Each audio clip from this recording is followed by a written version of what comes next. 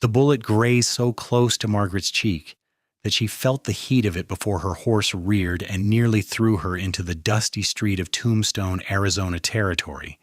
And in that moment of chaos, she wondered if her mother had been right about everything after all. It was October 1881, and Margaret Sullivan had traveled 3 weeks by stagecoach from Philadelphia to reach this God-forsaken corner of the Southwest, carrying nothing but 2 carpetbags, her father's old Bible, and the echo of her mother's final words ringing in her ears like a death knell. "You're 23 years old, Margaret, plain as a post, stubborn as a mule, and you read too many books. No man will ever want you. You'll die alone in some dusty nowhere town, and it will be exactly what you deserve for refusing perfectly good Mr. Henderson's proposal." Mr. Henderson had been 56 years old with breath that smelled like pickled onions and hands that wandered where they had no business wandering during their brief courtship. Margaret had thrown her glass of lemonade in his face at a church social, which had been the final straw for her mother. Within a week, Margaret had seen an advertisement for a school teacher in Tombstone, written a letter of application, received an enthusiastic response from the town council, and purchased a one-way ticket west. Now, as her horse finally settled and the gunfire ceased, Margaret found herself staring at the aftermath of what appeared to be a street brawl outside the OK Corral. Men were shouting, a woman was screaming, and smoke still hung in the air like morning fog over the Delaware River. Her hands trembled as she gripped the reins, and she forced herself to breathe slowly, the way she always did when her mother's criticisms started playing in her head like a broken phonograph. "Ma'am, you all right?" The voice came from her left, deep and surprisingly gentle given the violence that had just erupted. Margaret turned to see a man approaching her horse, one hand raised in a calming gesture. He was tall, probably in his late 20s, with sun-darkened skin and eyes the color of whiskey held up to lamplight. Dust covered his dark trousers and vest, and a silver star gleamed on his chest. "I'm Wyatt Earp, ma'am. Deputy Marshal. That's probably not the welcome to Tombstone you were hoping for." "Margaret Sullivan," she managed, her voice steadier than she felt. "I'm the new school teacher. At least I will be, assuming I survive my first 5 minutes in town." Something flickered in Wyatt Earp's eyes, might have been amusement, and he reached up to help her dismount. "You picked one hell of a day to arrive, Miss Sullivan. That was the McClory boys and the Clantons. Been building to this for months, but it's over now." Margaret's feet hit the ground, and she realized her legs were shaking. She hated that weakness, hated that her mother's voice immediately supplied a commentary. "See, Margaret, you're not strong enough for this life. You should have married Mr. Henderson and been grateful for the opportunity." "I need to find Mrs. Bradshaw," Margaret said, forcing steel into her spine. "She's the president of the school board. She said she'd meet me at the Grand Hotel." "I'll walk you there," Wyatt said. But before he could move, another voice called out, "Wyatt, we need you over here. Doc's been hit." Wyatt's jaw tightened, and he looked torn. Margaret straightened her shoulders and lifted her chin. "I can find it myself, Marshal Earp. Thank you for your concern, but I'm quite capable of walking 2 blocks. He studied her for a moment, then nodded slowly. 3 blocks north, 2 blocks east, can't miss it, and Miss Sullivan? Welcome to Tombstone. It's not always this exciting." As he strode away toward the cluster of men gathered near the corral, Margaret gathered her horse's reins and her scattered dignity. The street was beginning to fill with curious onlookers, and she could feel their eyes on her, assessing, judging. Her dress was wrinkled from travel. Her dark hair was probably a disaster, and she knew without looking that her face was flushed and dusty. Not exactly the impressive arrival she had envisioned. The Grand Hotel was indeed easy to find, a 2-story building that seemed almost elegant compared to the rough saloons and storefronts surrounding it. Margaret tied her horse to the hitching post and climbed the steps, each one feeling like a small victory over her mother's dire predictions. Mrs. Bradshaw turned out to be a comfortable-looking woman in her 50s with sharp eyes and a no-nonsense manner that reminded Margaret of her favorite professor at the female seminary. Miss Sullivan, she said, shaking Margaret's hand with a firm grip, I see you've already experienced tombstone hospitality. That gunfight has been brewing for weeks. I apologize that it coincided with your arrival. I've survived worse, Margaret said, thinking of her mother's daily critiques over breakfast, lunch, and dinner for 23 years. Mrs. Twymimsroy's Bradshaw's eyes crinkled with approval. I believe you have. Come, let me show you to your room. You'll board here at the hotel for now. The teaching position comes with a small salary and room and board. Once you're settled, I'll take you to see the schoolhouse. It's nothing fancy, but it's sound, and the children are eager to learn. We've been without a proper teacher for 6 months.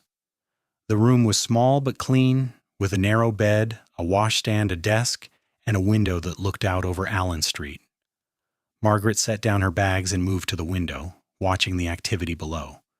Already the crowd around the OK Corral was dispersing, men heading into saloons to discuss what they had witnessed, women hurrying home with market baskets. Life continued, as it always did, regardless of violence or fear or newcomers with uncertain futures. Your mother, Mrs. Bradshaw said suddenly from the doorway. In your letter you mentioned she had passed away recently. My condolences.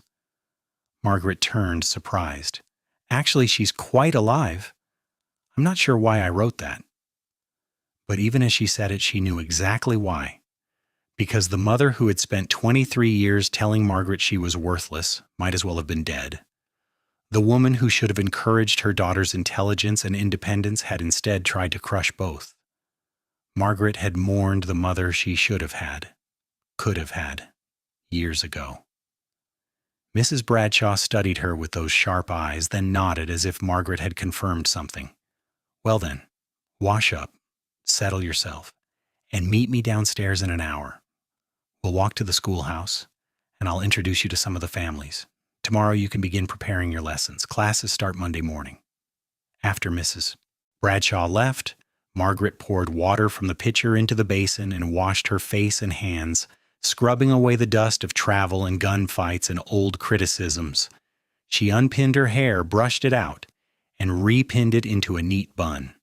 She changed into a fresh dress, dark blue calico with a white collar, practical and professional.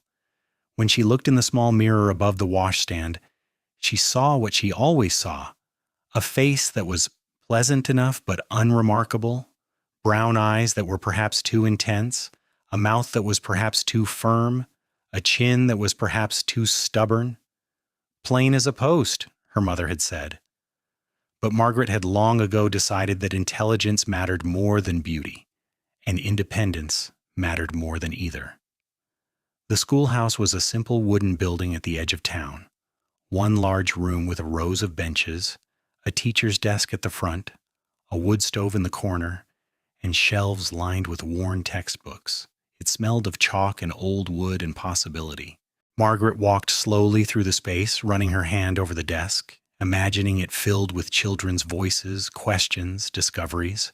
We have about 30 students, Mrs. Bradshaw explained, ages 6 to 15. Some come regular, some only when their parents can spare them from chores. You'll have ranch children who ride in from miles away, miners' children from the camps, merchants' children from town. It's a mixed group, and some of the older boys can be difficult. The last teacher left because she couldn't keep order. I can keep order, Margaret said quietly. She had survived her mother's household. She could survive anything. Over the next few days, Margaret threw herself into preparation. She organized the textbooks, created lesson plans, swept and cleaned the schoolhouse, and met several of the families whose children would be her students. The town itself was a study in contrasts, rough saloons standing beside proper churches, elegant hotels next to ramshackle boarding houses, cultured people from back east mixing with prospectors, cowboys, and gamblers. Silver mining had brought wealth and chaos in equal measure, and Tombstone throbbed with an energy that was both exciting and unsettling. Margaret saw Wyatt Earp occasionally, always from a distance, always surrounded by other men with serious faces and heavy gun belts. She heard stories about the gunfight, which had apparently resulted in 3 deaths, and was the talk of the town. Some people said the Earps and Doc Holliday were heroes who had stood up to cattle rustlers and thieves. Others said they were murderers who had executed unarmed men in cold blood. Margaret tried not to form opinions about matters she didn't fully understand, but she appreciated that Wyatt had taken the time to check on her welfare during the chaos. Monday morning arrived with a sky so blue it hurt to look at, and Margaret opened the schoolhouse door to find a dozen children already waiting on the steps. They ranged from tiny 6-year-olds to a hulking 15-year-old boy who looked like he could break her in half. Margaret smiled at them, genuinely pleased, and said, "Good morning. I'm Miss Sullivan, and I'm very happy to meet all of you. Please come inside and take a seat. We have a great deal to learn together." The day went better than she had dared to hope. The children were curious about her, where she came from, why she had come west, and she answered their questions honestly. She explained that she believed education was the key to opportunity, that every person deserved to learn and think and question. She read them a passage from Mark Twain's The Adventures of Tom Sawyer, which had been published just a few years earlier, and they listened with rapt attention. She assigned them writing exercises and arithmetic problems, and even the hulking 15-year-old, whose name was James, bent over his slate with determined concentration. By the end of the week, Margaret had 28 students, and she felt more purposeful than she had in her entire life. This was what she was meant to do, she realized. Not marry some man who saw her as a convenient housekeeper and broodmare, but teach, inspire, open minds. Her mother's voice grew quieter in her head, drowned out by children's questions and laughter and the satisfaction of a good day's work. It was a Saturday morning in early November when everything changed. Margaret was at the general store purchasing supplies for the schoolhouse when a commotion outside drew everyone's attention. Through the window she could see a group of cowboys riding into town, whooping and firing their guns into the air. The store owner, Mr. Chen, muttered something under his breath and moved toward the door. "Who are they?" Margaret asked. "Cochise County Cowboys," Mr. Chen said grimly. "More trouble. They've been running wild since the Earp brothers and Doc Holliday got charged with murder over that October gunfight. Think they own the territory now?" Margaret watched as the riders dismounted in front of a saloon, still laughing and shouting. Most of them were young, probably not much older than she was, and they moved with the careless confidence of men who had never faced real consequences. But one of them caught her attention. Not because he was louder or more aggressive than the others, but because he wasn't. He stood slightly apart from the group, taller than average with broad shoulders and dark blonde hair that needed cutting. He wasn't laughing or shouting, just stood there looking uncomfortable, his hand resting on his horse's neck as if the animal was the only honest thing in a world of pretense. Their eyes met across the dusty street, just for a moment, and Margaret felt something shift in her chest, some small recognition that she couldn't name. Then one of his companions shouted something, and the moment broke. The blonde cowboy turned away and followed the others into the saloon, and Margaret forced her attention back to her shopping list. "That's Cole Hartley," Mr. Chen said quietly, following her gaze. "Rides with the cowboys, but word is he's not like the others. Keeps to himself mostly. Works hard. Some say he's only with them because his brother runs with that gang and blood's thicker than water out here."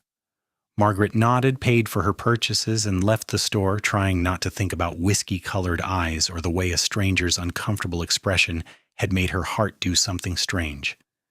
She had not come to Tombstone to think about men. She had come to escape the very expectation that a man was necessary for her happiness or worth. But the universe, it seemed, had other plans.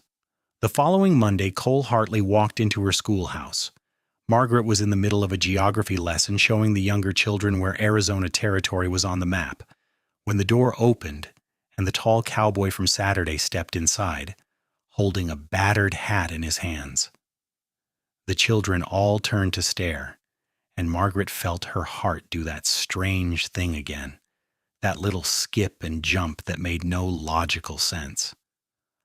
"I'm sorry to interrupt, ma'am," Cole said, his voice low and slightly rough, as if he didn't use it much. "My brother's youngest, Emma and Samuel, they're supposed to be coming to school. Their ma sent me to find out why they haven't been." Margaret consulted the list Mrs. Bradshaw had given her. "Hartley?" Yes, I have them listed, but they haven't attended yet. Are they here now? Cole shook his head. That's what I'm trying to figure out. Their ma thinks they've been coming every day. They leave the ranch at the right time, and they come home when school should be letting out, but they're not here. Understanding dawned, and Margaret sighed. How old are they? Emma's 10, Samuel's 8. And would they have any reason to not want to attend school? Cole's jaw tightened. Their pa, my brother Jack, he doesn't think much of book learning. Says it's a waste of time. The kids probably heard him say it enough times that they figured they'd just skip out and do something else with their days. Margaret set down her chalk. Can you find them? Yes, ma'am. I have a pretty good idea where they might be hiding out. There's an old line shack about halfway between the ranch and town. If I'm right, I can bring them in tomorrow morning. Have a talk with them tonight about the importance of honoring their ma's wishes. Would their father support that? Cole's expression went carefully neutral. Their father doesn't need to know about it. Their ma wants them educated, and that's what matters. If you'll have them, I'll make sure they attend regular from now on. There was something in his voice, some old pain or anger, that made Margaret study him more carefully. Up close, she could see that his eyes were actually more green than brown, and there were small scars on his hands that spoke of hard work and harder living. He met her gaze steadily, not with the aggressive boldness some men use to intimidate, but with a quiet respect that surprised her. I'll have them, Margaret said. And Mr. Hartley, thank you for caring about their education. Not everyone does. Something softened in his expression. It's just Cole, ma'am. And I know what it's like to grow up without learning. Makes the world a smaller place. I don't want that for Emma and Samuel. He left then, settling his hat back on his head and walking out into the bright November sunshine. Margaret returned to her geography lesson, but her mind kept wandering to a cowboy who thought education made the world bigger and who stood up to his brother to ensure 2 children had opportunities he apparently hadn't. The next morning, Cole appeared at the schoolhouse door just as Margaret was ringing the bell, 2 reluctant children beside him. Emma was a skinny little thing with tangled blonde hair and suspicious eyes. Samuel was built like a small bull, already showing signs of his father's stocky frame with his arms crossed and his lower lip jutting out mutinously. Miss Sullivan, Cole said formally, these are Emma and Samuel Hartley. They have something they'd like to say to you. Emma mumbled something into her collar. Samuel said nothing, glaring at the ground. Cole's hand came down gently on Samuel's shoulder. We talked about this. You made a promise to your ma and to me. A man keeps his promises. I'm not a man, Samuel said sullenly. I'm 8. Then this is good practice for when you are a man. Now apologize to Miss Sullivan for wasting her time and lying to your ma, and then get inside and start learning. It was the firmness in Cole's voice that did it. Not anger, but certainty. The tone of someone who expected to be obeyed because obedience was the right thing, not because of fear. Both children mumbled apologies, and Margaret accepted them graciously, ushering them inside to find seats. Cole lingered in the doorway. If they give you any trouble, you let me know. I'll be in town most days. My brother's ranch is 5 miles northwest, but I've taken a job at the livery stable here in Tombstone, trying to save up money to start my own place eventually. You're leaving the Cowboys? Margaret asked before she could stop herself. His expression went carefully blank. I was never really with the Cowboys, Miss Sullivan. I just have the bad luck of being related to some of them. Jack, my brother, he runs with that gang.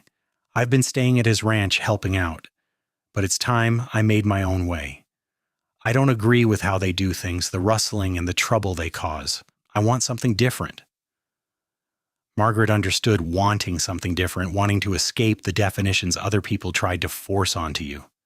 That takes courage, she said quietly. Cole shrugged. Just takes common sense, ma'am. Now I best let you get to teaching. Thank you for giving Emma and Samuel another chance. Over the following weeks, a routine developed. Cole brought the children to school most mornings, and Emma and Samuel gradually transformed from sullen captives to eager students. Emma, it turned out, had a gift for reading and would lose herself completely in books.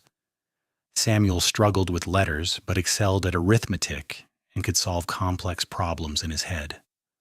Margaret watched them bloom with the kind of satisfaction that made all her mother's criticisms seem like distant noise. And Cole, he became a presence in her days that she looked forward to more than she wanted to admit. Sometimes he would linger after dropping off the children, asking what they would be learning that day, clearly hungry for the knowledge he had missed. Margaret began lending him books, simple ones at first, and watching his face light up when he talked about what he had read was better than any compliment she had ever received about her own appearance. "I never knew there were so many stories in the world," he said one morning in late November, returning a copy of Ivanhoe that he had devoured in 3 days. "I never knew people thought so much about honor and courage and doing right." "Stories teach us how to be human," Margaret said. "They show us possibilities we might not see in our own lives." Cole looked at her with those green-gold eyes, and Margaret felt heat rise in her cheeks. "You really believe that education changes things?" "I know it does. Education gave me choices.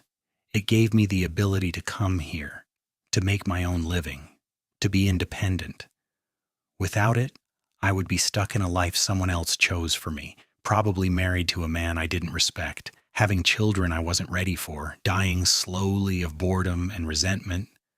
"You make marriage sound like a prison sentence, Yak Komar," Cole said, but there was curiosity in his voice, not judgment. Margaret hesitated, then decided honesty was worth the risk. "My mother spent 23 years telling me I was too plain, too stubborn, too smart for any man to want me. She said I should be grateful for any proposal I received, no matter how unsuitable the man. When I refused to marry someone I found repulsive, she said I would die alone and deserve it. So yes, marriage sounds like a prison sentence to me because it was the weapon my mother used to try to break me into something acceptable." Cole was quiet for a long moment, and Margaret braced herself for the inevitable retreat. Men didn't like women who spoke their minds, who admitted to being damaged, who refused to pretend that marriage was every woman's dream. But Cole didn't retreat. Instead, he said softly, "My pa used to beat my ma whenever she disagreed with him. Called it keeping her in line. Jack, my brother, he does the same thing to his wife. Acts like it's his right, like a woman is property a man can do whatever he wants with. I swore when I was 12 years old that I would never be like them, that if I ever married, it would be to a woman who wanted to be there, who had a say in things, who was my partner, not my property. So I understand why marriage might sound like a prison to you. It was a prison for my ma." Margaret stared at him, this cowboy who read Ivanhoe and thought about honor and courage, who stood up to his brother for 2 children's education, who understood that women were people, not possessions. Something in her chest cracked open, some wall she had built carefully over 23 years of criticism and diminishment. "Your mother," Margaret said carefully, "is she still alive?" "No, ma'am. She died when I was 15. Her heart just gave out one day. The doctor said it was natural causes, but I think she just got tired of fighting. Jack was already like Pa by then, and I couldn't protect her well enough. After she died, I left home for a while, worked on different ranches, learned everything I could about horses and cattle. Came back a few years ago when Jack sent word he needed help. Thought maybe I could make a difference for his kids, but Jack won't change. And his wife, Louisa, she's too scared to leave him. Best I can do is make sure Emma and Samuel see that there's another way to live." They were standing in the doorway of the schoolhouse, the morning sun slanting across the dusty street, and Margaret suddenly wanted to reach out and touch his hand, to offer some comfort for the boy who couldn't save his mother and the man who was trying to save his niece and nephew instead. But she didn't, because she didn't know how, because her mother had never taught her tenderness, only criticism. "You're a good man, Cole Hartley," she said instead. He smiled, slow and a little sad. "I'm trying to be, Miss Sullivan. That's all any of us can do, I suppose. Try to be better than what we came from." After he left, Margaret stood in the doorway for a long time, watching him walk toward the livery stable, his stride easy and unhurried. She thought about her mother's predictions, about dying alone in a dusty nowhere town, and realized that being alone wasn't the same as being lonely, and being in Tombstone didn't feel like nowhere at all. December brought cold winds and shorter days, and Margaret settled deeper into her life in Tombstone. The schoolhouse became the center of her world, filled with children's voices and questions and small triumphs. Emma Hartley read Little Women and declared that she wanted to be a writer like Jo March. Samuel Hartley mastered multiplication and helped the younger children with their arithmetic. James, the hulking 15-year-old, stayed after school one day to shyly show Margaret a poem he had written about the desert, and it was so raw and beautiful that Margaret felt tears prick her eyes. Cole continued to bring the children to school most mornings, and he and Margaret developed a friendship that felt both comfortable and charged with something neither of them named. They talked about books, about the town, about the beauty of the desert and the challenges of building a life in a place where violence and civilization existed side by side. Cole told her stories about working at the livery stable, about the horses he cared for, and the dreams he had of owning his own ranch someday. Margaret told him about her students, about their progress and personalities, and Cole listened with genuine interest, asking questions and celebrating their achievements as if they were his own children. "You're a natural teacher," he said one morning in mid-December. "The kids talk about you like you hung the moon. Emma told her ma that you're the smartest person in Arizona territory, and Samuel said you can make numbers make sense, which is apparently some kind of magic." Margaret laughed, pleased and embarrassed. "I just care about them. That's not magic. It's basic human decency." "It's rarer than you think," Cole said. "Most people only care about what affects them directly. You care about these kids' futures, about who they'll become. That's special, Margaret." It was the first time he had used her Christian name, and the sound of it in his voice made something warm unfurl in her belly. She looked up at him, standing in the schoolhouse doorway with his hat in his hands and the morning light turning his hair to gold, and thought that maybe, just maybe, her mother had been wrong about everything. The town Christmas social was scheduled for December 23rd to be held in the community hall with dancing and refreshments and gifts for the children. Margaret spent a week helping her students make paper decorations and practice Christmas carols, and she commissioned Mr. Chen to order special candies from San Francisco that she distributed to each child on the last day of school before the holiday break. Their delight made her feel wealthier than any heiress back in Philadelphia. "Are you going to the social?" Emma asked her as she bundled up to leave. "Ma says there will be dancing and everything." "I'll be there," Margaret confirmed. "Someone needs to make sure you children don't eat all the candy before the adults get any." Emma giggled, then turned serious. "Will Uncle Cole be there too?" "I don't know, sweetheart. You'd have to ask him."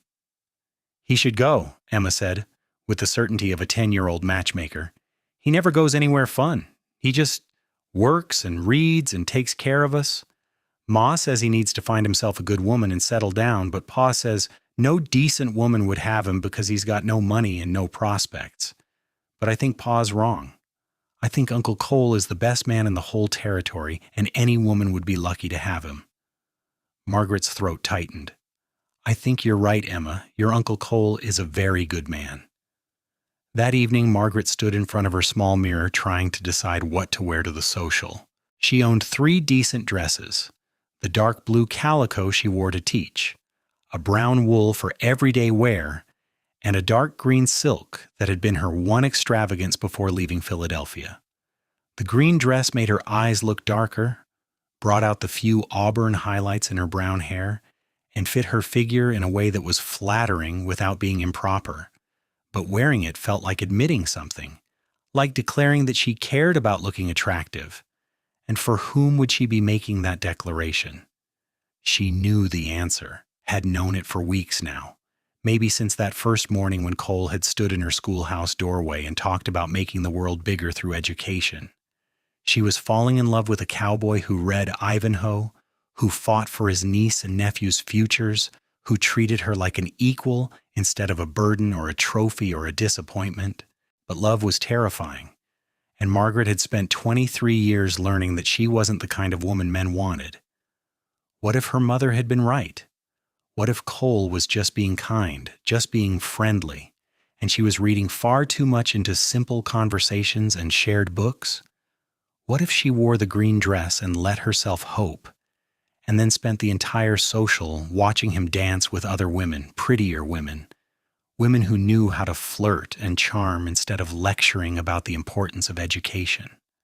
In the end, she wore the green dress because she was tired of making decisions based on fear and her mother's voice. If Cole wasn't interested, at least she would know she had tried. If he was interested, well, then maybe her mother had been wrong about one more thing. The community hall was decorated with pine boughs and paper lanterns, and someone had convinced a small group of musicians to provide entertainment. The school children performed their Christmas carols to enthusiastic applause, and Margaret felt a fierce pride watching them sing their hearts out. These children of miners and ranchers and merchants, all dressed in their best clothes and shining with excitement. After the performance, the dancing began. Margaret stood near the refreshment table, watching couples whirl across the floor and trying not to feel like the wallflower her mother had always said she was. Mrs. Bradshaw appeared beside her with a cup of punch and a knowing look. "You wore the green dress," Mrs. Bradshaw observed. "Good, it suits you." "I'm not sure what I was thinking," Margaret admitted. "I don't know how to dance very well, and I don't really know anyone here beyond the students' families. You know Cole Hartley?" Mrs. Bradshaw said mildly. "He hasn't stopped looking at you since you walked in." Margaret's head snapped up. "What?" "Over there, by the door. He's been standing there for 10 minutes, just watching you. If you want my advice, and you probably don't, but I'm giving it anyway, you should walk over there and ask him to dance. Life's too short to wait for men to figure out what they want." Margaret followed Mrs. Bradshaw's gaze and found Cole exactly where she said he was, leaning against the wall near the entrance, dressed in clean trousers and a white shirt that made his sun-darkened skin look even darker. And he was looking at her, his expression unreadable from across the room, but his attention unmistakable. "I can't ask him to dance," Margaret said, her courage suddenly failing. "What if he says no? What if he was just being polite all these weeks, and I've completely misunderstood and—" "Margaret Sullivan," Mrs. Bradshaw interrupted firmly. "You left Philadelphia, traveled alone across half the country, walked into a gunfight your first day here, and built a thriving school in less than 2 months. You are not afraid of a cowboy. Now go ask him to dance before I do it for you, and believe me, that would be much more embarrassing for everyone involved." Margaret laughed despite her nerves, set down her punch cup, and crossed the room before she could change her mind. Cole straightened as she approached, his expression shifting from distant to surprised to pleased in the space of a heartbeat. "Miss Sullivan," he said formally, "you look lovely tonight." "Thank you. And it's Margaret, please. I think we've known each other long enough to dispense with formalities."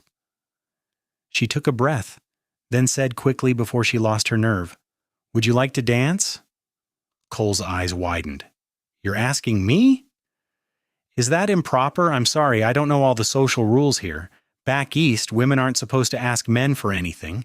But Mrs. Bradshaw suggested that waiting for men to figure things out is a waste of time, and I thought—" "Yes," Cole interrupted, a slow smile spreading across his face.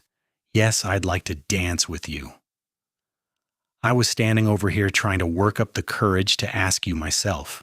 But I figured you could probably do better than a cowboy who's only been to 2 dances in his entire life and wasn't very good at either of them." Margaret felt relief and joy bubble up in her chest. "I've been to dozens of dances and wasn't very good at any of them. My mother said I moved like a cart horse, so we'll be equally bad together, which seems appropriate somehow."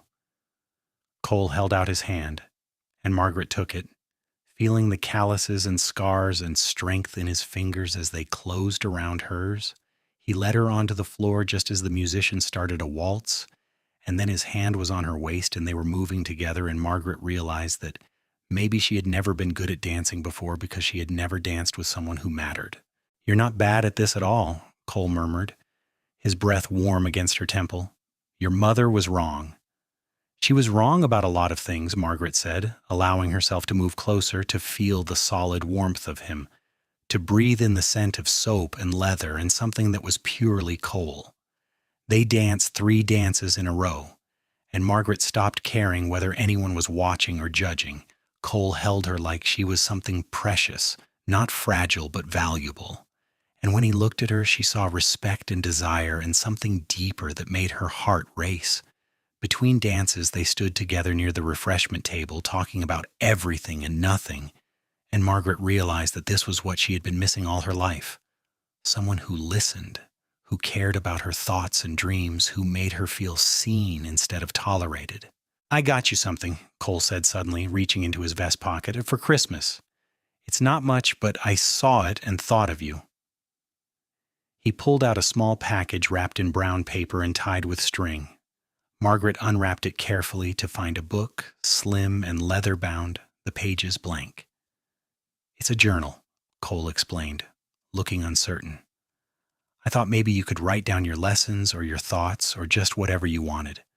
I know you're always lending me books, and I wanted to give you one back, and then I thought maybe an empty book would be better because you could fill it yourself, and I'm explaining this badly, aren't I?" "It's perfect," Margaret said, her voice thick with emotion.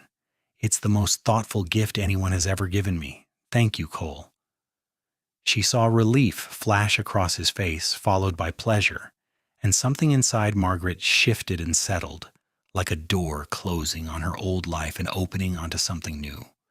She had not brought a gift for Cole because she hadn't known they were at the gift-giving stage of friendship, but now she wished she had. Wished she had something to offer him that would show how much these past weeks had meant to her.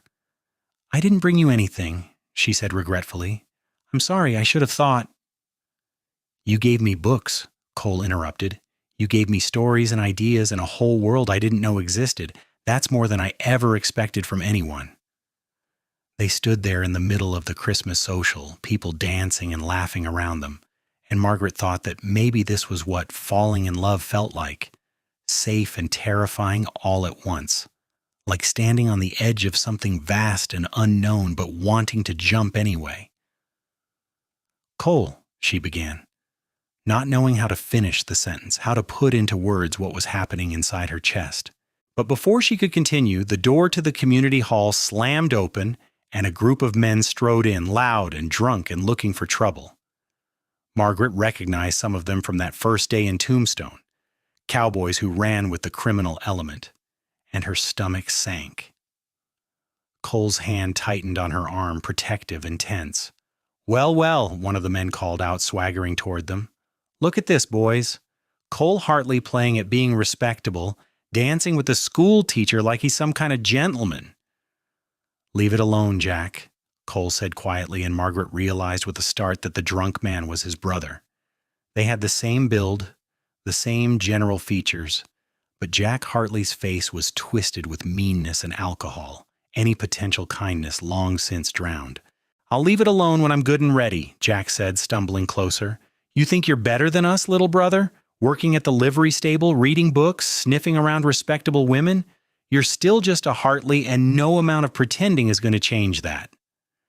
"Mr. Hartley," Margaret said firmly, stepping forward despite Cole's attempt to keep her behind him, "this is a community gathering and you're disrupting it. I suggest you and your friends leave before the marshal is called." Jack laughed, a harsh sound that made several nearby women pull their children closer. "The school teacher's got teeth. How about that? Tell me, Miss Sullivan, does my brother tell you about the things he's done? The cattle he's helped rustle, the fights he's been in, the fact that he's been riding with the Cowboys whether he admits it or not?" "That's a lie," Cole said, his voice dangerous now. "I've never rustled cattle or broken the law. I stayed at your ranch because you're family, but I never participated in your crimes. Don't make me into something I'm not just because it makes you feel better about your own choices." "You self-righteous—" Jack started to lunge forward, but one of his companions caught his arm. "Not here, Jack. Too many witnesses. Save it for later." Jack shook off the restraining hand but stepped back, pointing at Cole with a wavering finger. "This isn't over. You want to play at being respectable? Fine. But when it all comes crashing down, and it will, don't come crying to me." The Cowboys left, taking the festive atmosphere with them. People began gathering their children and making excuses to leave, and Margaret felt anger surge through her. These men had taken something good and pure, a simple Christmas celebration, and poisoned it with their presence. "I'm sorry," Cole said quietly. "I should leave. I'm just causing you trouble." "Don't you dare apologize for him," Margaret said fiercely. "You're not responsible for your brother's actions, and you're not going anywhere. We were having a nice evening, and I'm not letting him ruin it." But the evening was ruined, no matter what Margaret said. Within 20 minutes, the hall was nearly empty except for a few stalwart families helping to clean up. Cole insisted on walking Margaret back to the hotel, and they walked in silence through the cold December night, the earlier warmth between them strained by Jack's intrusion. "He's right about one thing," Cole said when they reached the hotel steps. "I am a Hartley, and that name carries weight in this territory, none of it good. Being seen with me could cause you problems, Margaret. The school board might not like you associating with someone connected to the Cowboys." "The school board can form their opinions based on your actions, not your brother's," Margaret said. "You're one of the most honorable men I've met, Cole Hartley. You care about education and children and doing right. That's what matters to me." Cole looked at her for a long moment, the lamplight casting shadows across his face. "You really believe that?" "I really believe that. And I believe that we all get to decide who we are, regardless of what our families think we should be. I left Philadelphia because my mother tried to define me by my supposed failures. You're leaving the Cowboys because your brother tried to define you by his crimes. We're both choosing something different. That takes courage." "Or stupidity," Cole said, but he was smiling slightly. "Sometimes they're the same thing." Margaret hesitated, then said, "I had a lovely evening, Cole. Thank you for dancing with me. Thank you for the journal. Thank you for being exactly who you are." "Can I see you again?" Cole asked. "Not just when I bring Emma and Samuel to school, but properly? Maybe dinner at the hotel restaurant or a walk or whatever you'd be comfortable with?" Margaret felt warmth bloom in her chest, chasing away the chill of the night and the poison of Jack's words. "I'd like that very much." Cole smiled then, a real smile that lit up his whole face, and Margaret thought that she could look at that smile every day for the rest of her life and never get tired of it. He touched his hat brim in a farewell gesture, then walked away into the darkness, and Margaret stood on the hotel steps watching him go, holding her journal against her chest and feeling like she was standing on the edge of everything she had ever wanted. Christmas Day was quiet in Tombstone. Most businesses closed, and Margaret spent the morning at church services, then had dinner at the hotel with Mrs. Bradshaw and a few other teachers and shopkeepers who had no families in the area. It was pleasant enough, but Margaret found herself thinking about Cole, wondering what he was doing, whether he was spending the day at his brother's ranch or alone at his room at the livery stable. She got her answer 2 days later when she reopened the schoolhouse after the holiday break. Cole arrived early, before the children, carrying a basket. "Louisa, Jack's wife, she sent this for you," he explained, setting the basket on Margaret's desk. "Apple pie and preserves. She wanted to thank you for teaching Emma and Samuel and to apologize for Jack's behavior at the social." Margaret lifted the cloth covering the basket and found not just pie and preserves, but also fresh bread and a jar of honey. "That's very kind of her. Will you thank her for me?" "I will. I spent Christmas at the ranch with them. Figured the kids deserved to have at least one day where the adults weren't fighting." Cole hesitated, then added, "Jack was passed out drunk most of the day, which actually made it more pleasant. Emma read her book, Samuel helped me fix a broken fence, and Louisa made a good meal. It wasn't much, but it was peaceful."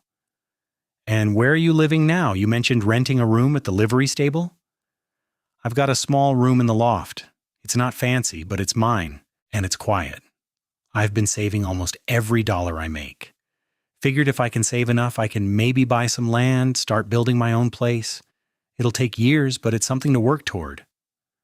Margaret thought about Cole alone in a livery stable loft, reading by lamplight, dreaming of a future he was building dollar by dollar.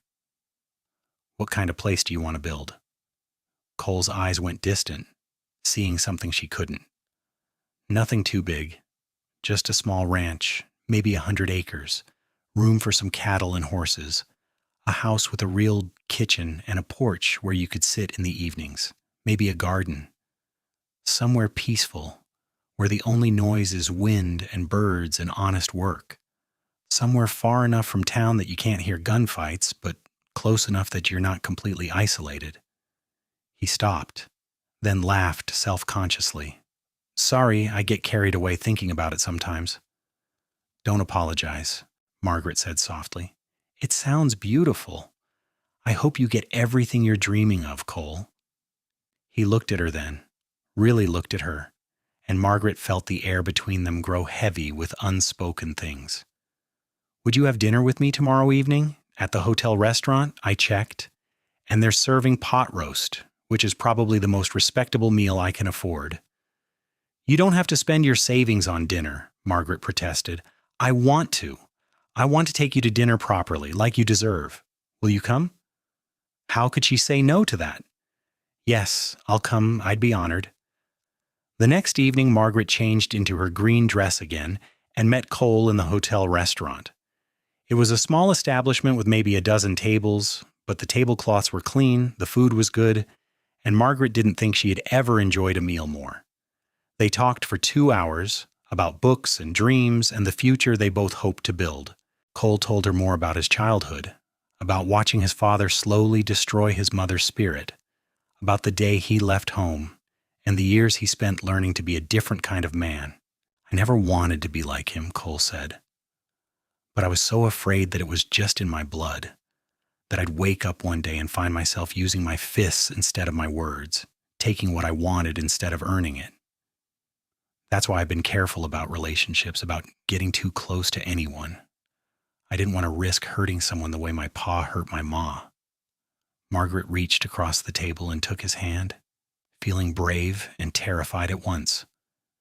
You're not your father, Cole. You're not your brother. You're the man who fights for his niece and nephew's education, who reads Ivanhoe and thinks about honor, who saves every dollar to build something peaceful and good. That's who you are. Cole turned his hand over, threading his fingers through hers. When I'm with you, I believe that. You make me feel like maybe I deserve good things, like maybe I could build the life I dream about and not mess it up. You deserve every good thing, Margaret said, and for what it's worth, when I'm with you, I stop hearing my mother's voice telling me I'm not enough. You make me feel like maybe I'm exactly enough, exactly right, exactly who I'm supposed to be. They sat there holding hands across the table, and Margaret realized that this was intimacy, this sharing of old wounds and new hopes, this willingness to be vulnerable and trust that the other person wouldn't use that vulnerability as a weapon. Her mother had never taught her about this kind of love, the kind built on mutual respect and honesty. But Cole seemed to understand it instinctively, seemed to know that partnership meant equals, not owner and possession. I should probably tell you, Ara, Cole said carefully, that if we keep seeing each other, people are going to talk. Some of them are going to say that you're making a mistake, that you're too good for a cowboy with no money and a criminal for a brother. It might affect your position at the school. Let them talk, Margaret said. I've spent my whole life listening to people tell me what I should want and who I should be. I'm done with that. I know what I want, and I'm willing to fight for it. And what do you want, Margaret? She looked into his green gold eyes and decided that after 23 years of playing it safe, of trying to be acceptable and failing, of listening to her mother's criticisms and believing them, it was time to be brave. I want this. I want you. I want to see where this goes, whatever people say, whatever obstacles come up. I've never felt this way about anyone before, and I'm not going to run from it just because it's complicated. Cole's hand tightened around hers. I want that too. More than I can say. I just want to make sure you understand what you might be getting into. I understand that life is unpredictable and people are complicated and nothing is guaranteed. But I also understand that you're a good man, Cole Hartley, and good men are worth fighting for. He smiled then, that slow, beautiful smile that made her heart skip, and raised her hand to his lips, pressing a kiss to her knuckles that felt like a promise. Then I guess we're fighting together. Over the next months, Margaret and Cole built something real and solid.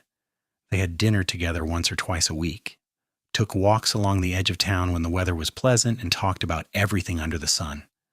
Cole continued to read voraciously, and Margaret loved watching him discover new ideas and perspectives. He had opinions about literature and philosophy and politics, and he wasn't afraid to disagree with her when he thought she was wrong, which Margaret found refreshing after a lifetime of men who either ignored her thoughts or patronized them. The school children noticed, of course. Emma Hartley was particularly gleeful about the development, telling anyone who would listen that she had known all along that her Uncle Cole and Miss Sullivan were perfect for each other. Even Samuel, typically more interested in arithmetic than romance, seemed pleased that his favorite adult and his favorite teacher were spending time together. Not everyone was supportive. Mrs. Bradshaw was cautiously approving, but some of the other school board members expressed concern about Margaret's association with someone connected to the Cowboys. Jack Hartley apparently spread rumors around town that Cole was just using Margaret to gain respectability, that he was still involved in rustling and other criminal activities. Margaret ignored the gossip as best she could, but it stung, especially when one mother pulled her children from school, citing concerns about Margaret's moral character.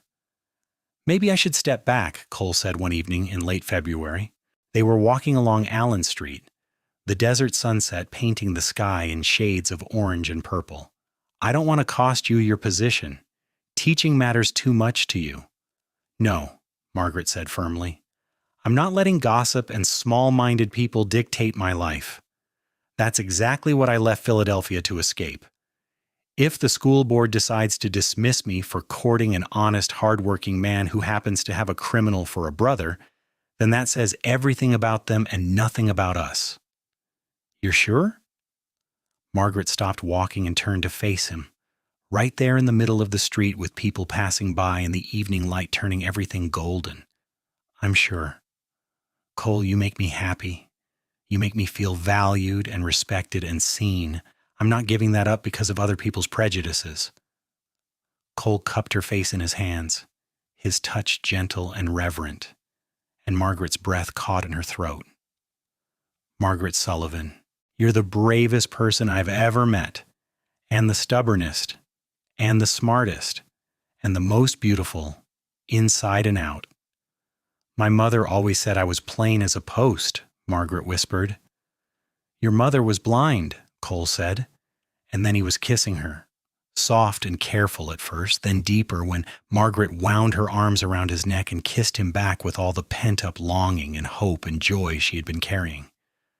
They stood there in the middle of Allen Street, kissing like they were the only two people in the world, and Margaret didn't care who saw or what they thought. When they finally broke apart, both breathing hard, Cole rested his forehead against hers and said, "I love you. I know it's fast. I know we've only known each other a few months, but I love you, Margaret. I think I started loving you the first time you lent me a book and trusted that I'd return it, trusted that I was worth teaching." "I love you too," Margaret said, the words feeling both enormous and simple at the same time. "I think I started loving you when you brought Emma and Samuel to school and talked about making the world bigger through education."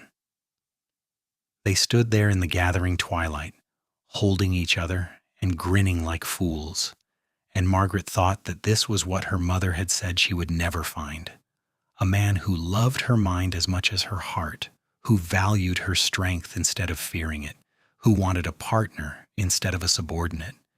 Her mother had been wrong about everything, and Margaret had never been happier to prove her wrong. As spring arrived in Tombstone, bringing warmer days and wildflowers blooming in impossible colors across the desert, Margaret's life settled into a rhythm that felt both comfortable and exciting. Teaching filled her days with purpose, and Cole filled her evenings with laughter and conversation and affection. They began making plans for the future, tentative at first and then with growing confidence. "I've got almost enough saved for a down payment on land," Cole told her one evening in April. They were sitting on the porch of the hotel, watching the stars emerge in the darkening sky. "There's a piece of property about 10 miles from town, near a creek, good grazing land. The owner is willing to sell cheap because he's moving back east. If I can put together the money, I could start building by summer." "That's wonderful," Margaret said, genuinely excited for him. "You've worked so hard for this." Cole was quiet for a moment, then said carefully, "I've been thinking about what kind of house to build. whether it should be just for me or whether it should be bigger, room for a family eventually. Margaret's heart started beating faster. And what conclusion did you reach? That depends on you, Cole said, turning to look at her. Margaret, we've been courting for 4 months now. I know that's not very long by conventional standards, but out here time moves differently. I know what I want. I want to build a life with you. I want to marry you. Have children with you if you want them. Build that peaceful place I dream about and share it with you. I want to come home every evening to you, and I want to hear about your day teaching, and I want to read books with you and talk about ideas and grow old together. But I need to know if you want that too, because if you don't, I need to know now before I get my hopes up even more. Margaret felt tears prick her eyes, good tears, happy tears. Are you asking me to marry you? Not officially, not yet. I want to do it right when the time comes, but I'm asking if you'd say yes if I did ask. I'm asking if you see a future with me or if this is just a pleasant diversion until something better comes along. Cole Hartley, Margaret said, reaching for his hand, you are not a diversion. You're everything. Yes, I see a future with you. Yes, I want to build a life together. Yes, I would say yes if you asked me properly. Is that clear enough? Cole laughed, relief and joy evident in every line of his body. That's pretty clear. Okay then. Okay. I'm going to buy that land and I'm going to start building a house, and when it's ready, or maybe before it's ready because I'm not sure I can wait that long, I'm going to ask you properly to be my wife. I can't wait, Margaret said, and she meant it with every fiber of her being. The next weeks passed in a blur of activity and planning. Cole secured the land purchase and began spending every free moment working on the property, clearing brush, laying foundations, and ordering lumber. Margaret finished the school year with excellent reviews from most of the school board, and despite the gossip about her relationship with Cole, she was offered a contract for the following year at a slightly higher salary. Emma and Samuel Hartley both passed their examinations with flying colors, and Emma announced her intention to become a teacher herself someday. It was a Saturday in mid-May when Cole asked Margaret to ride out with him to see the property. She borrowed a gentle mare from the livery stable and followed him out of town, across the desert landscape that she had come to love for its harsh beauty. The land Cole had purchased was even lovelier than he had described. Rolling grassland near a creek lined with cottonwood trees, with views of distant mountains and enough flat space to build whatever he could imagine. The house will go there, Cole said, pointing to a spot overlooking the creek. Kitchen facing east to catch the morning light, porch running along the south side. 3 bedrooms, I figured, and maybe we can add more later if we need them. There's a good spot for a garden near the creek, and I thought we could plant some fruit trees, maybe apples and peaches. The barn will go over there, and I'll build a stable for the horses. What do you think? Margaret looked at the land, imagining the house rising from the foundation, imagining a garden and children playing by the creek, imagining a life that had seemed impossible just 6 months ago. I think it's perfect. I think you're going to build something beautiful here. We're going to build something beautiful here, Cole corrected. He dismounted from his horse and helped Margaret down, then led her to a spot under a large cottonwood tree. The creek burbled peacefully nearby, and the afternoon sun filtered through the leaves in patterns of light and shadow. Margaret Sullivan, Cole said, taking both her hands in his, 6 months ago you walked into my life like a force of nature, all fierce intelligence and stubborn courage. You believed in me when I barely believed in myself. You saw past my family name and my rough edges to the man I was trying to become. You made me want to be better, do better, build something worthy of you. You taught me that love doesn't have to be about power or possession, that it can be about partnership and respect and choosing each other every single day. He released one of her hands to reach into his pocket, pulling out a small velvet box. I don't have much to offer you. I've got this land, my savings, my dreams, and my whole heart. But if that's enough, if I'm enough, then I'm asking you to marry me. Will you be my wife? Margaret? Will you help me build this life and share it with me and let me spend the rest of my days making sure you never regret taking a chance on a cowboy who was just trying to be better than he was raised to be?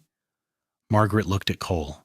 this good man kneeling in the dust with his heart in his hands, and thought about how far she had come from Philadelphia and her mother's dire predictions. She thought about the girl who had believed she was too plain and too stubborn and too smart for anyone to love, and the woman she had become, strong and independent and brave enough to choose her own happiness. "Yes," she said, her voice clear and certain.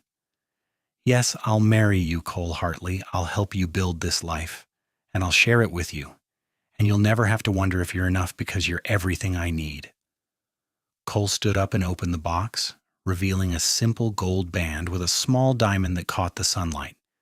"It's not fancy," he said apologetically, "but it's honest, like us."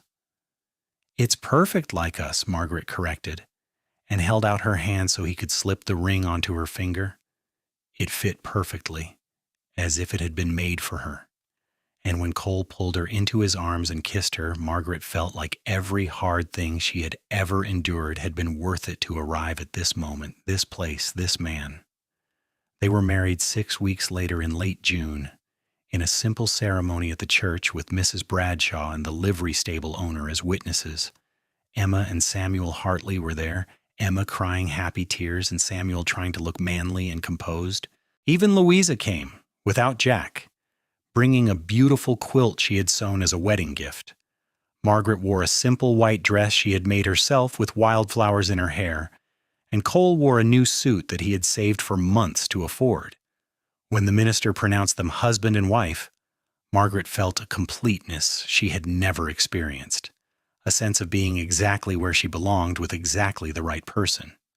The house wasn't finished yet, so they spent their wedding night at the hotel, in a room Margaret had inhabited for 8 months, but which now felt entirely new. Cole was gentle and reverent, treating her with a tenderness that made Margaret understand for the first time that physical intimacy could be about mutual pleasure and connection, not the duty and submission her mother had grimly described. "I love you," Cole whispered, as they lay tangled together in the darkness, his hand tracing patterns on her back.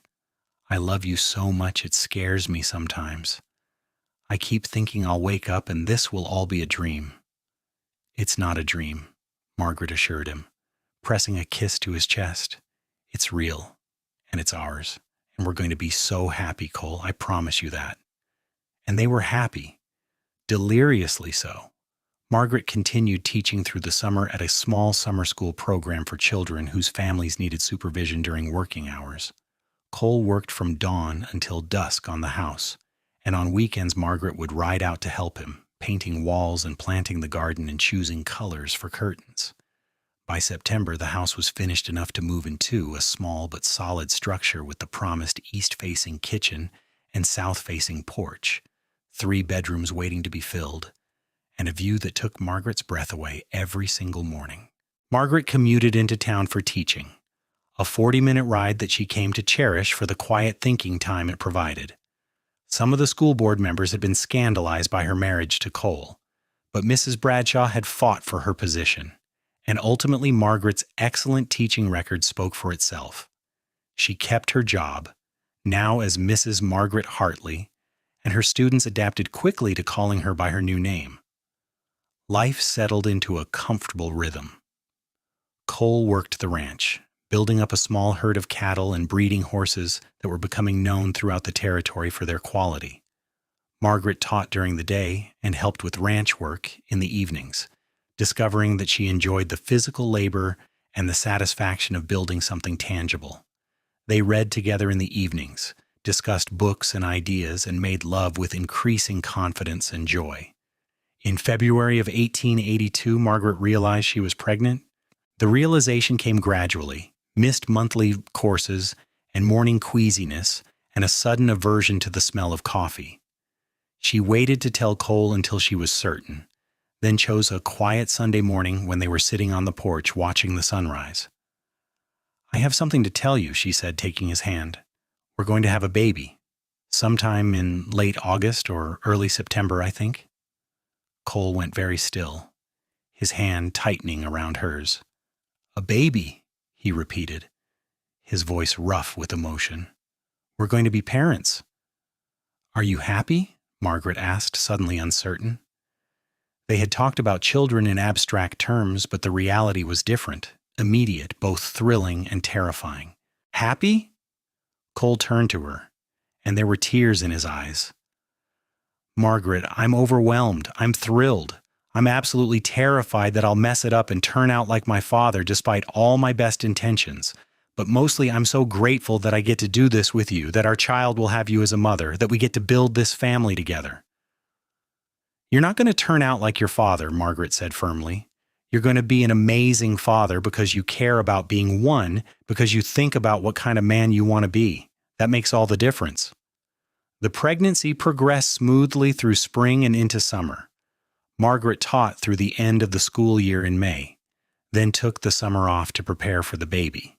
Cole built a cradle from cottonwood wood, sanding it smooth and carving small flowers into the sides.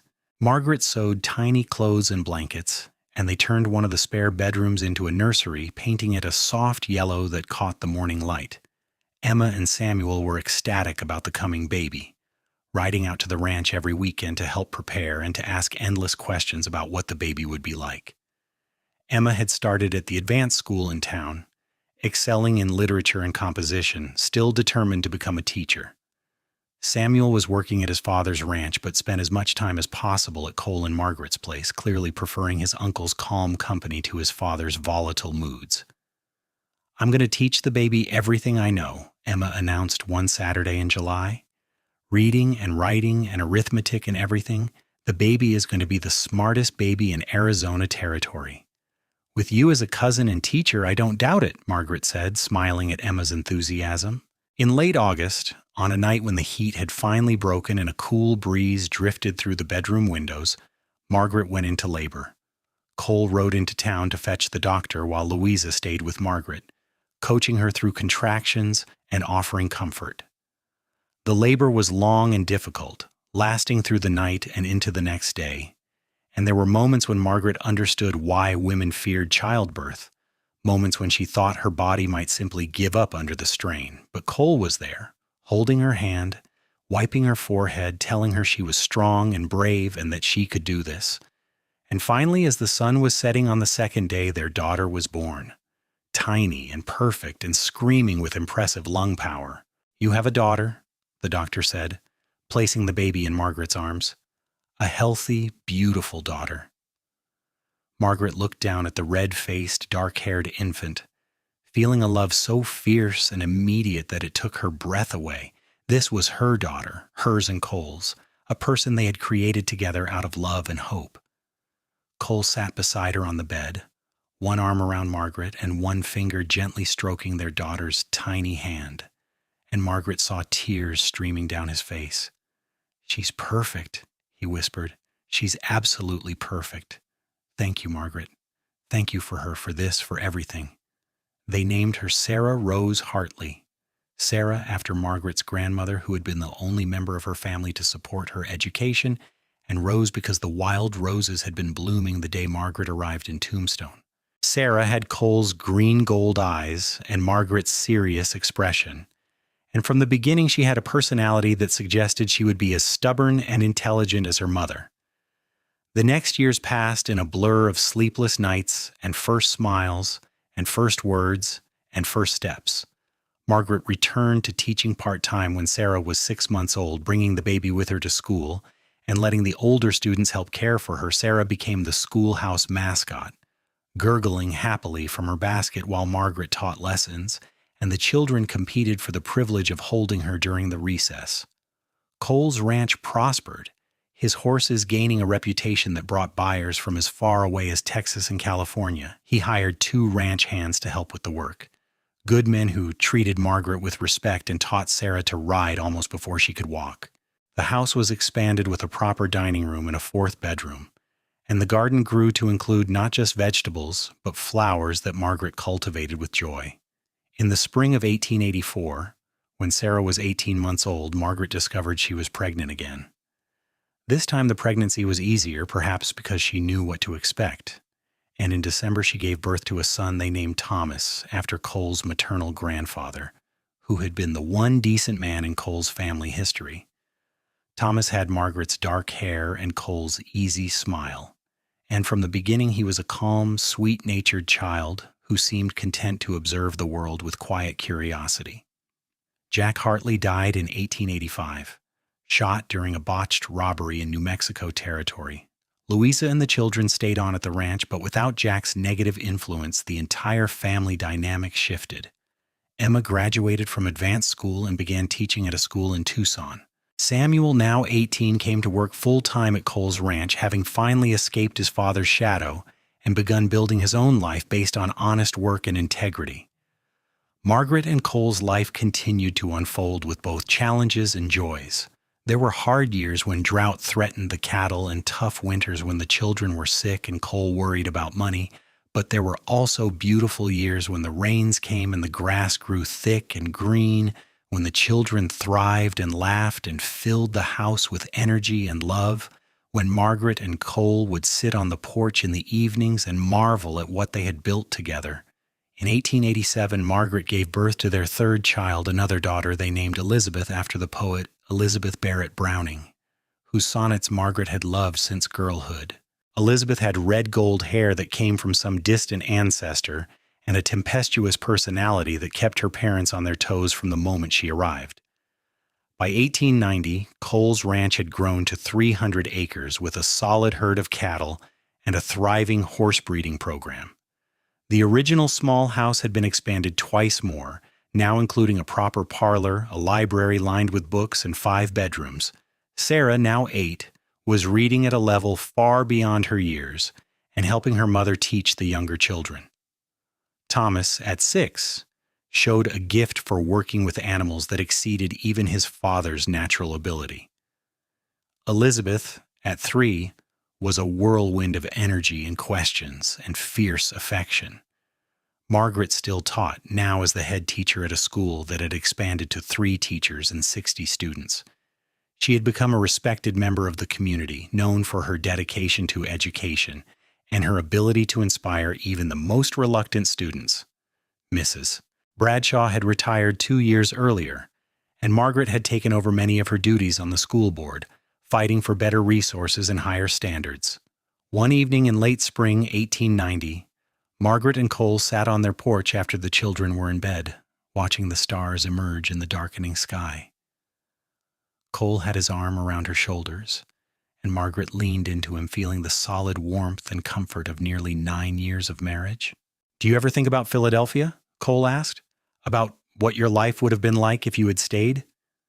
Margaret considered the question seriously. "Sometimes. I think about that girl who believed she was too plain and too stubborn for anyone to love. I think about my mother's voice telling me I'd die alone in a dusty nowhere town. And then I look at this life we've built, at our children and our home and our work, and I realize that she was right about one thing." "What's that?" "I did end up in a dusty town in the middle of nowhere, but I'm not alone, and I'm not unloved, and every single one of her predictions about my future was wrong. I found more than I ever dreamed possible, Cole. I found purpose and partnership and a love that respects who I am instead of trying to change me. I found you." Cole pressed a kiss to her temple. "I found you too.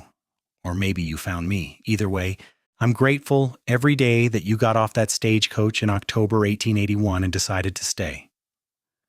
"Best decision I ever made, Margaret said. "Well, that and agreeing to dance with you at the Christmas social." "Best decision I ever made was walking into your schoolhouse and asking about Emma and Samuel," Cole said. "Changed my entire life." They sat in comfortable silence, and Margaret thought about the journey that had brought her here. Leaving Philadelphia with nothing but 2 carpetbags and determination, arriving in Tombstone in the middle of a gunfight, building a school and a life despite gossip and opposition, falling in love with a cowboy who read books and dreamed of peace, proving her mother wrong about everything that mattered. "I want to write to my mother," Margaret said suddenly. "I haven't contacted her since I left Philadelphia. She doesn't know I'm married, doesn't know about the children. Part of me wants to tell her about all of it, show her how wrong she was." Cole was quiet for a moment, then said carefully, "Do you think she'd care? Do you think she'd be happy for you?" Margaret thought about that. Her mother had been cruel because she herself had been unhappy, trapped in a life she hadn't chosen with a husband she didn't love.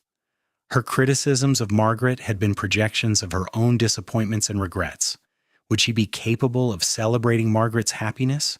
Probably not, Margaret admitted. But maybe I need to tell her anyway, not for her sake, but for mine. To close that chapter completely, to show myself how far I've come. Then you should write to her, Cole said. Tell her about your life, about our family, about how you've built exactly the life you wanted despite all her predictions. And if she responds with bitterness or criticism, you can read it once and then burn it and know that her opinions no longer have any power over you. Margaret smiled, loving him fiercely for understanding exactly what she needed. When did you get so wise? I married a teacher, Cole said. Wisdom was inevitable. Margaret did write the letter, and she did receive a response 6 weeks later. Her mother's letter was exactly what Margaret had expected. Cold, bitter, dismissive of Margaret's choices and accomplishments. She read it once, sitting in her library surrounded by books and children's laughter from outside, and felt nothing but pity for the woman who had spent her entire life being angry at the world. Then she burned the letter in the fireplace and never looked back. The years continued to pass, each one bringing new challenges and new joys. Sarah grew into a thoughtful, studious teenager who indeed followed her dream of becoming a teacher, studying at the normal school in Tucson and returning to teach at her mother's school. Thomas became a talented horse trainer, working alongside his father and developing techniques that were both humane and effective. Elizabeth, true to her tempestuous nature, became a force to be reckoned with. Passionate about social justice and women's rights, writing fiery editorials for the local newspaper and organizing community initiatives. Cole's hair went gray at the temples, and Margaret found silver threads in her dark hair, but they wore aging well. Healthy and active and still deeply in love. They added a fourth child in 1892, a surprise baby boy they named William, and he became the pet of the entire family, spoiled cheerfully by his older siblings. In 1898, on their 16th wedding anniversary, Cole took Margaret back to the spot under the cottonwood tree where he had proposed. The tree had grown taller, the creek still burbled peacefully, and the view of the mountains was just as spectacular. I wanted to bring you here, Cole said, to remind you of where we started, to tell you that every single day of these 16 years has been better than I dreamed possible. You've made me the man I always hoped I could be, Margaret.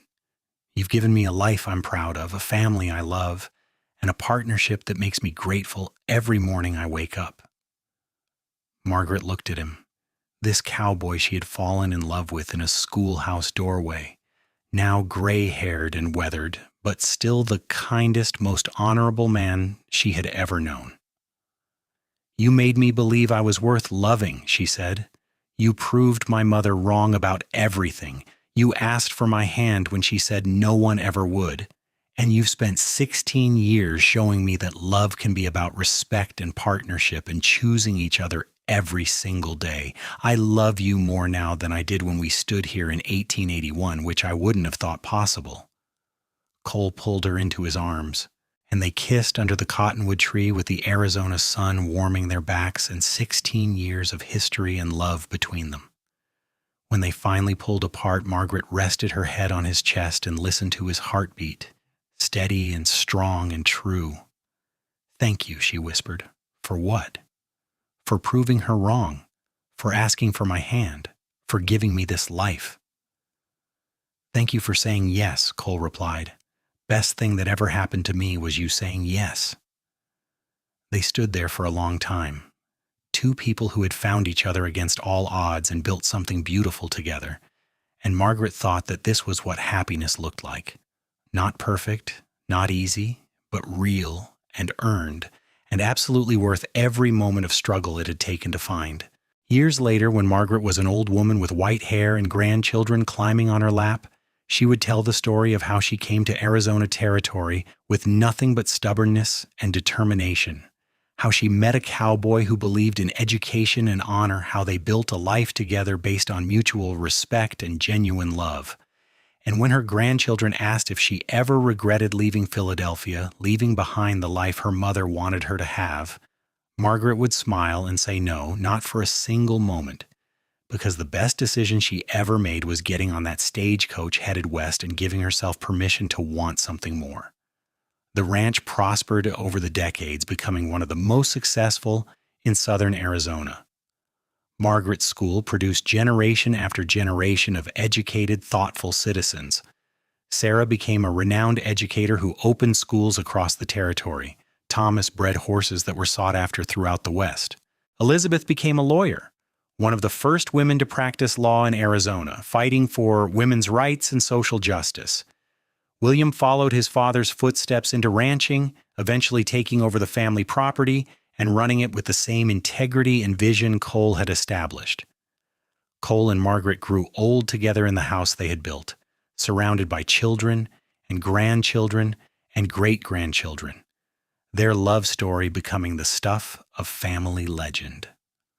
Cole lived to be 78, dying peacefully in his sleep with Margaret's hand in his, and Margaret followed him 3 years later at 79. Having lived a life so full and rich and purposeful that her mother's early predictions seemed like they belonged to a different person entirely. At Margaret's funeral, Sarah stood before the crowded church and told the story of her mother's arrival in Tombstone, of the gunfight and the determination and the choice to build a life on her own terms.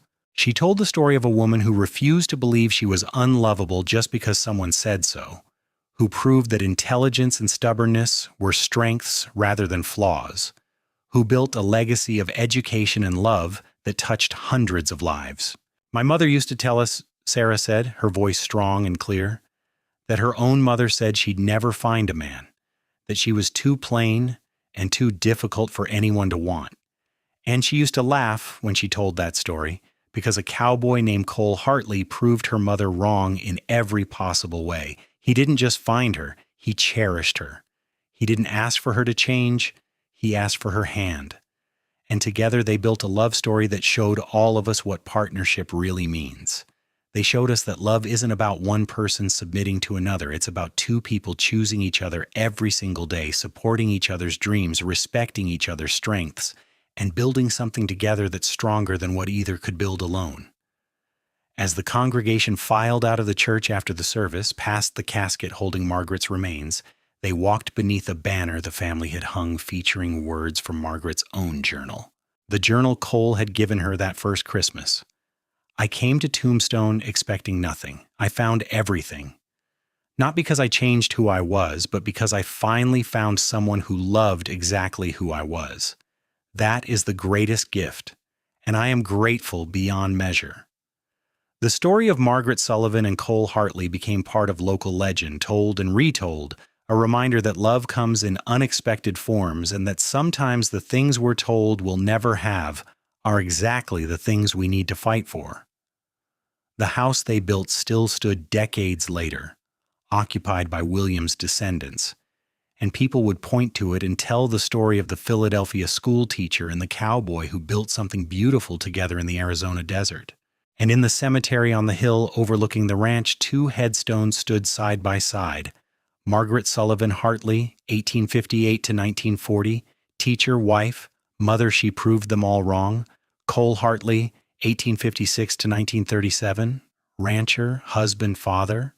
He asked for her hand. The stones faced east, toward the sunrise, toward new beginnings, toward the future they had built together despite every obstacle and prediction. And on spring mornings when wildflowers bloomed across the desert and the cottonwood trees were green with new life, it almost seemed like you could hear their voices carried on the wind, still talking about books and dreams and the life they had chosen together, still proving that love built on respect and partnership and genuine affection was worth any risk, any fight, any challenge. Their story endured because it was true, because it showed that sometimes the best revenge against those who doubted you is building a life so full of joy and purpose and love that their criticisms become nothing but distant noise. Margaret had left Philadelphia to escape her mother's dire predictions, and she had found in Cole someone who saw her exactly as she was and loved her not despite her intelligence and stubbornness, but because of them.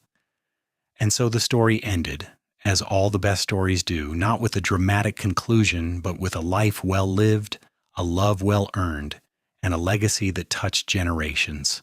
Margaret Sullivan came to Tombstone in October 1881 believing she might never find love, and Cole Hartley gave her a love that lasted a lifetime, proving that sometimes the things we're told we'll never have are waiting for us in dusty little towns in the middle of nowhere, ready to change everything.